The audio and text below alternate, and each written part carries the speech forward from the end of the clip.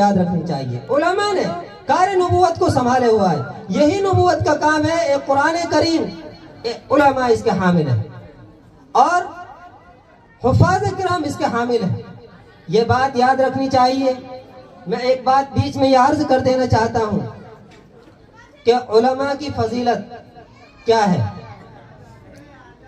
نبی اکرم صلی اللہ علیہ وسلم نے ارشاد فرمایا، حضرت ابو دردہ رضی اللہ تعالی عنہ کی روایت ہے، وہ فرماتے ہیں جب آدمی علم حاصل کرنے کے لیے اپنے گھر سے نکلتا ہے، جب گھر سے نکلتا ہے ایک راستہ طے کرتا ہے، اللہ تبارک و تعالی اس کے لیے جنت کا راستہ کھول دیتے ہیں، جنت کا راستہ اس کے لیے کھول دیتے ہیں۔ پھر فرشتے اس کا اکرامن احترامن اعجازن اس کے لیے اپنے پر بچھاتے ہیں۔ پھر جب وہ عالم بن جاتا ہے، علم کو اپنے سینے کے اندر بٹھا لیتا ہے، اللہ کے نبی صلی اللہ علیہ وسلم نے ارشاد فرمایا، وَإِنَّ الْعَالِمَ يَسْتَغْفِرُ لَهُ مَنْ فِي السَّمَاوَاتِ وَمَنْ فِي الْأَرْضِ وَالْحِيطَانُ فِي الْمَاءِ، کہ جب آدمی علم کو اپنے سینے کے اندر بٹھا لیتا ہے تو اس صورت میں زمین و آسمان کی جتنی بھی چیزیں ہیں، اللہ کی جتنی بھی مخلوق ہیں، ساری کی ساری اس عالم کے لیے، ان علماء کے لیے مغفرت کی دعائیں کرتی ہیں۔ یہاں تک کہ نبی اکرم صلی اللہ علیہ وسلم نے ارشاد فرمایا کہ مچھلیاں پانی کے اندر ان کے لیے استغفار کی دعائیں کرتی ہیں، چونٹیاں اپنے سوراخوں کے اندر ان کے لیے استغفار کی دعائیں کرتی ہیں۔ پھر اللہ کے نبی صلی اللہ علیہ وسلم نے ارشاد فرمایا، إِنَّ الْعُلَمَاءَ وَرَثَةُ الْأَنْبِيَاءِ، علماء جو ہیں نبیوں کے وارث ہیں۔ فَمَنْ أَخَذَهُ أَخَذَ بِحَظٍّ وَافِرٍ، جس نے علم کو حاصل کر لیا، جس نے علم کو لے لیا، جو آدمی جتنا زیادہ علم اپنے سینے کے اندر بھرے گا وہ اتنا زیادہ نبوت کی وراثت میں سے وہ حصہ اپنے اندر بٹھا لے گا۔ میرے بھائیوں، یاد رکھنے کی چیز ہے کہ علماء ہیں تو سب کچھ ہے، علماء نہیں ہے تو کچھ بھی نہیں ہے۔ علماء کی ضرورت ہمیں دنیا میں پڑ رہی ہے، آخرت میں بھی ہمیں علماء کی ضرورت پڑے گی۔ نبی اکرم صلی اللہ علیہ وسلم نے ارشاد فرمایا، حضرت ابو موسیٰ اشعری رضی اللہ تعالیٰ عنہ کی روایت ہے، وہ فرماتے ہیں کہ جب کل قیامت کے دن میدان محشر قائم ہوگا، اس وقت نفسی نفسی کا عالم ہوگا، ہر آدمی یہ گھبراہٹ میں ہوگا کہ میں جہنم سے کیسے بچ جاؤں، جنت میں کیسے چلا جاؤں۔ اور اس وقت علماء کی جماعت بھی موجود ہوں گی۔ یہ حدیث معارف القرآن کے اندر حضرت ابو موسیٰ اشعری سے منقول ہے، وہ فرماتے ہیں کہ علماء کا ایک مجمع ہوگا، اللہ تبارک و تعالیٰ علماء کو بلائیں گے اور علماء کو بلانے کے بعد کہیں گے کہ ادھر آؤ، میں نے تمہیں اپنا علم اس لیے نہیں دیا کہ میں تم کو رسوا اور ذلیل کروں، جاؤ میں نے تم سب کی مغفرت کر دی، میں نے تم سب کی مغفرت کر دی۔ اللہ تبارک و تعالیٰ نے علم دیا ہے، یہ اس لیے نہیں دیا کہ اللہ ہم کو رسوا کرے۔ یاد رکھنے کی بات یہ ہے، قرآن کریم کے اندر اعلان فرماتے ہیں اللہ تبارک و تعالیٰ، ثم اورثنا الكتاب الذين اصطفينا من عبادنا فمنهم ظالم لنفسه ومنهم مقتصد ومنهم سابق بالخيرات باذن الله ذلك هو الفضل الكبير، کہ ہم نے اپنی کتاب کا وارث اپنے بندوں میں سے ان کو بنایا ہے جن کو ہم نے چنا ہے۔ استفینا اس کے معنی آتے ہیں چننا، برگزیدہ بنانا، منتخب کرنا، چھانٹنا۔ تو اللہ نے اس کتاب کی وراثت اور اس کتاب کا ذمہ دار، اس کتاب کا وارث ان اولین مرحلے میں بلا واسطہ جو اس آیت کے جو مخاطب ہیں یہ علماء کرام، اللہ نے ان کو چنا ہے۔ استفینا کا لفظ اللہ تبارک و تعالیٰ نے قرآن کریم کے اندر انبیاء کرام کے لیے استعمال کیا ہے، لیکن اس آیت مبارکہ کے اندر اللہ تبارک و تعالیٰ نے بلا واسطہ اس کے مخاطب جو ہے علماء کرام ہیں، اس کے بعد پوری امت اس کے مخاطب ہے، اس کے بعد پوری امت اس کے مخاطب ہے۔ اللہ فرماتے ہیں ہم نے اپنے بندوں کو قرآن جو چنا ہے وہ ان کو ہم نے کتاب کا وارث بنایا، یہ کتاب کے وارث ہیں۔ ان میں سے پھر 3 جماعتیں ہو گئی۔ کتنی جماعتیں بھائی؟ 3 جماعتیں۔ فَمِنْهُمْ ظَالِمٌ، ایک مقتصد، تیسری سابق بالخیرات بإذن اللہ۔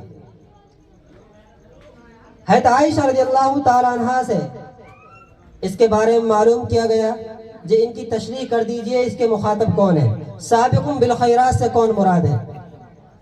تو حضرت عائشہ رضی اللہ تعالیٰ عنہ فرماتی ہیں سابق بالخیرات بإذن اللہ سے مراد وہ لوگ ہیں جو نبی اکرم صلی اللہ علیہ وسلم کے زمانے میں تھے، یعنی صحابہ کرام۔ ان کے بارے میں جلالین کے اندر یہ بات لکھی گئی ہے کہ یہ لوگ جو سابقون بالخیرات باذن اللہ ہیں یہ بلا حساب و کتاب جنت کے اندر چلے جائیں گے. اسی لیے قرآن کریم کے اندر رضی اللہ عنہم ورضوا عنہ کا لقب صحابہ کرام کو ملا ہے. رہے مقتصد، یہ کون، اس سے کون مراد ہے؟ حضرت عائشہ رضی اللہ تعالیٰ عنہ فرماتی ہیں اپنے آپا کو اتنی کمتر سمجھ رہی ہیں، جبکہ اتنی بڑی عالمہ ہم سب کی مائیں، ان کے لیے بھی رضی اللہ عنہم ورضوا عنہ کا لقب ملا ہے، لیکن وہ اپنا آپ کو اتنا کمتر سمجھ رہی ہیں کہ منہم مقتصد سے وہ لوگ مراد ہیں جن سے کبھی واجبات چھوٹ جاتے ہیں اور کبھی ان کو کیا نام ترک کر دیتے ہیں اور پھر کیا نام ہے غفلت میں پڑ جاتے ہیں. ان سے وہ لوگ مراد ہیں. اور اس میں کون ہے؟ اس میں میں اور آپ جیسے لوگ ہیں. یہ حضرت عائشہ نے فرمایا اپنے آپ کو اتنا کمتر سمجھ رہی ہیں. اور ظالم لنفسہ میں کون مراد ہے؟ ظالم لنفسہ میں وہ مراد ہے جنہوں نے قرآن کریم کا جو وارث تو بن گئے، قرآن کریم کو اپنے سینے کے اندر تو بٹھا لیا لیکن قرآن کریم کے اوپر عمل نہیں کیا، قرآن کے احکام کو اپنے پسے پوچھ ڈال دیا. یہ ظالم لنفسہ ہے. اب ان کا حکم سن لیجئے. تینوں قسم، سابقون بالخیرات بلا حساب کتاب جنت میں، مقتصد یہ اللہم حاسبنی حسابا یسیرا، آسان حساب لے کر ان کو جنت کے اندر داخل کر دیا جائے گا، آسان حساب لیا جائے گا. اور ظالم لنفسی کے بارے میں ہے یغفر لہم، ان کو معاف کر دیا جائے گا، ان کو بخش دیا جائے گا. یہ ہے علماء کی قیمت. اب یاد رکھو علماء سے مراد وہ علماء نہیں ہے کہ صرف جنہوں نے 5 سالہ کورس، 8 سالہ کورس، 9 سالہ کورس کر لیا ہو وہی علماء کی فہرست میں شامل ہے. نہیں، طالب علم کی فہرست میں وہی شامل ہیں جو مدارس کے اندر پڑھ رہے ہیں، جو مساجد کے اندر پڑھ رہے ہیں. یہ نہیں، یہ عالم کا معنی بھی عام ہے اور طالب علم کے معنی بھی عام ہے. مولانا منظور نعمانی رحمت اللہ علیہ رحمت واسعہ نے اس کو بہت اچھے انداز میں بیان کیا ہے. یہ جو طریقہ جو چل رہا ہے اور یہ بات ہم سب کے ذہنوں کے اندر بیٹھ چکی ہے، ہم عالم اسی کو کہتے ہیں جس نے 9 سالہ کورس کر لیا ہو، اور طالب علم اسی کو کہتے ہیں جو نورانی قاعدہ سے لے کر کیا نام قرآن کریم پڑھتا ہو یا احادیث مبارک اور بڑی کتاب پڑھتا ہو. لیکن مولانا منظور نعمانی رحمت اللہ نے فرمایا علم جو سیکھتا ہے اور جو سکھاتا ہے، جو سیکھتا ہے وہ طالب علم ہے، جو سکھاتا ہے وہ عالم ہے. اب سیکھنے کے طریقے بہت سارے ہیں. سیکھنے کے طریقے زبانی بھی ہو سکتے ہیں اور صحبت کے ذریعے سے بھی آدمی علم سیکھ سکتا ہے. جیسے نبی اکرم صلی اللہ علیہ وسلم کے زمانے میں صحابہ کرام نے جو علم سیکھا وہ زبانی سیکھا، نہ کہ اس طرح جیسے ہم سیکھ رہے ہیں. اور آپ صلی اللہ علیہ وسلم کی صحبت میں رہ کر سیکھا تھا، آپ کے افعال کے ذریعے سے، آپ کے اقوال سے علم سیکھا. تو اولین طالب علم کے جو مستحق ہیں وہ صحابہ کرام ہیں، جبکہ صحابہ کرام نے اس طرح کی کتابیں نہیں پڑھی.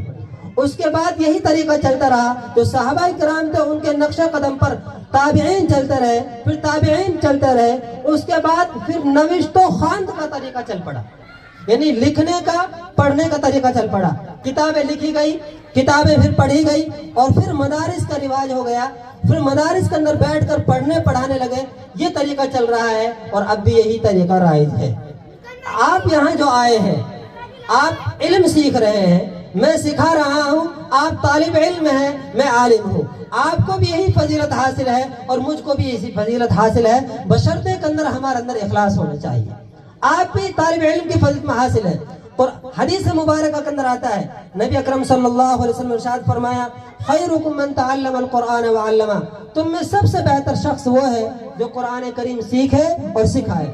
آپ یہاں دین کی باتیں سیکھ رہے ہیں، میں سکھا رہا ہوں، تو اس وقت ہم سب سے بہتر شخص ہیں. اللہ تبارک و تعالی مجھ کو اور آپ کو ریاکاری سے بچائے.